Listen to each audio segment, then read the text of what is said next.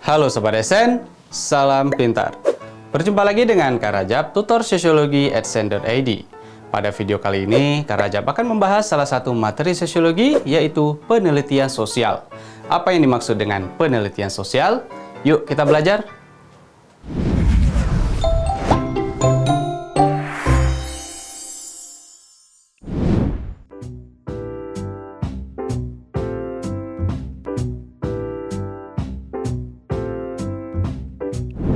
Sobat SN, pada materi penelitian sosial ada beberapa hal yang akan kita bahas.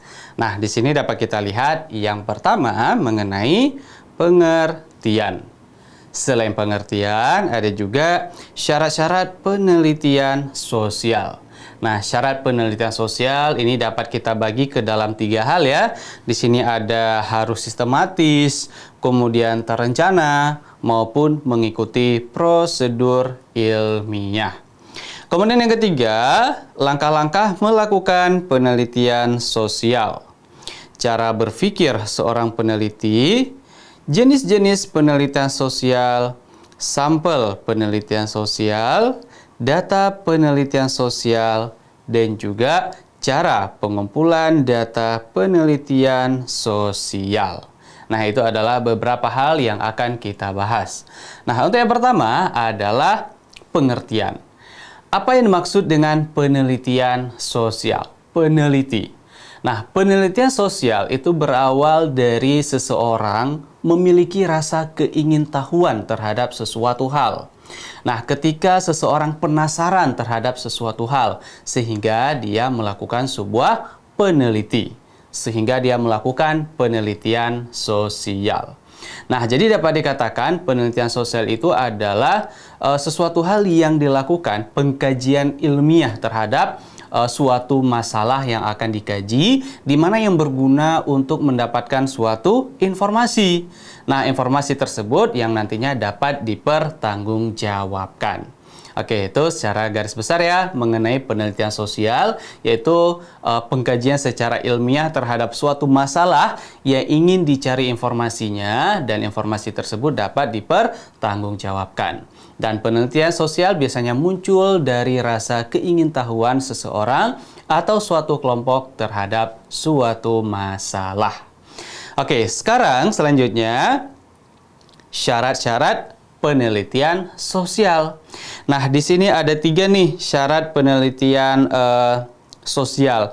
Yang pertama harus sistematis. Sistematis yang artinya berarti harus tersusun, ya, tertata dengan rapi. Oke, jadi mengenai hal sistematis berarti harus tersusun. Oke, ini syarat. Yang pertama harus sistematis, yang artinya tersusun. Dari yang sederhana sampai kepada suatu hal yang kompleks. Nah, dari awal kemudian sampai akhir kepada penulisan suatu laporan penelitian sosial. Jadi dia tidak acak-acakan. Jadi ada urutan-urutan tersendiri dalam melakukan penelitian. Makanya harus tersusun secara rapi. Ada tahap-tahap tertentu. Kemudian yang kedua harus terencana. Nah, dalam melakukan suatu penelitian, kita harus memikirkan secara matang, gitu ya. Apa yang harus difikirkan? Apa yang harus direncanakan? Nah, misalkan yang pertama itu berkaitan dengan biaya. Oke, selain biaya, misalkan waktu, kemudian tenaga. Nah, berkaitan dengan biaya, karena setiap penelitian pasti membutuhkan biaya, baik dalam penelitian skala kecil maupun dalam skala besar.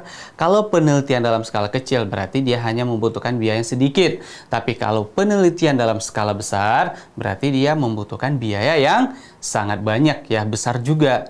Nah, jadi biaya itu juga harus diperhitungkan, ya, harus dipertimbangkan cukup atau enggak ketika melakukan suatu penelitian terhadap suatu masalah. Kalau misalkan keinginan kita besar, ya, tetapi biayanya tidak ada, nah pasti penelitian tersebut tidak akan berjalan dengan lancar. Selanjutnya, waktu. Nah, kita memiliki waktu atau tidak? Cukup waktu yang tersedia atau tidak? Jadi itu harus juga kita perhatikan. Kemudian tenaga. Nah, kita sanggup atau tidak ketika melakukan penelitian.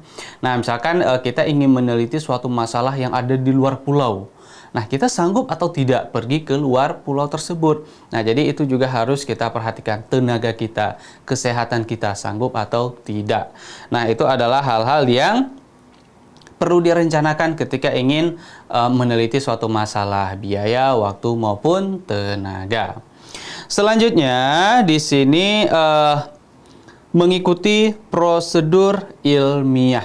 Oke, yang ketiga ya, mengikuti prosedur ilmiah.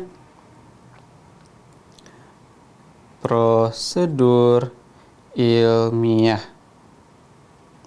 Nah, yang berarti ini gampang sekali ya. Berarti kita harus mengikuti tahapan-tahapan ilmiah. Misalkan tahapan ilmiah itu dari awal, misalkan menentukan topik terlebih dahulu, kemudian ada studi pendahuluan, kemudian nanti mengatur hipotesis ya atau hipotesa, dugaan sementara dan lain sebagainya. Jadi itu harus mengikuti prosedur ilmiah. Oke, kalau misalkan penelitian itu bisa menjadi suatu penelitian yang formal atau yang resmi. Selanjutnya, ada langkah-langkah melakukan penelitian sosial. Nah, langkah-langkah penelitian sosial ini seperti yang sudah kakak jelaskan tadi ya. Misalkan yang pertama sekali ketika kita ingin meneliti suatu masalah yaitu topik. Nah, tentang apa kita melakukan penelitian tersebut? Bisa jadi masalah kemiskinan, atau pengangguran, atau pembangunan yang tidak merata, atau kenakalan remaja, ya, atau kekerasan dalam rumah tangga, dan masih banyak lagi suatu penelitian, contohnya sosiologi ya, yang selalu berkaitan dengan masyarakat. Jadi terlebih dahulu kita harus menyusun topiknya, tentang apa dulu yang ingin kita kaji. Yang nantinya baru dapat kita rumuskan judul ya, judul dari sebuah topik. Oke, setelah kita tentukan topik, kemudian kita studi pendahuluan, maksudnya itu adalah kita harus mensurvei gitu ya, terlebih dahulu apa yang terjadi di lapangan. Nah, yang nantinya baru kita buat hipotesis ya, sampai kepada penulisan laporan penelitian. Ada saran, kemudian penutup, dan lain sebagainya. Nah, jadi itu kita harus melakukan langkah-langkah penelitian secara tersusun, terstruktur dari awal sampai akhir. Oke, selanjutnya cara berpikir seorang peneliti. Nah, cara berpikir seorang peneliti banyak sekali ya. Dia itu harus analitis ya, kemudian harus dapat memahami hal-hal yang akan dia kaji dan masih banyak lainnya. Kemudian jenis-jenis penelitian, apakah penelitian menggunakan metode kualitatif maupun kuantitatif. Kemudian ada sampel penelitian ya. Jadi sampel penelitian itu adalah objek ya atau informan yang akan dikaji mengenai suatu masalah. Oke, kemudian ada data penelitian ataupun data primer maupun data sekunder dan masih banyak data-data yang lainnya. Kemudian cara pengumpulan data penelitian sosial. Jadi banyak sekali cara-cara pengumpulan data penelitian. Ada yang dilakukan dengan cara observasi, kemudian wawancara, ya, studi pustaka, dan masih banyak lagi teknik pengumpulan data penelitian sosial. Nah, jadi pembahasan lebih lengkapnya mengenai poin-poin yang kakak sebutkan tadi, Sobat Adsense dapat mengunjungi website adsense.id. Sobat Adsense, demikianlah pembahasan mengenai penelitian sosial. Semoga Sobat Adsense dapat memahaminya ya. Untuk penjelasan lebih lengkapnya, Sobat Adsense dapat mengunjungi website adsense.id. Sampai jumpa lagi di video berikutnya. Salam pintar. Sekian Sobat Adsense untuk video pembelajaran hari ini. Sampai ketemu lagi di video belajar berikutnya. Jangan lupa aktifkan notifikasi untuk video terbaru kami ya. Sobat Adsense juga bisa mengunjungi adsense.id dan temukan ribuan video pembelajaran. Sampai jumpa Sobat Adsense, salam pintar!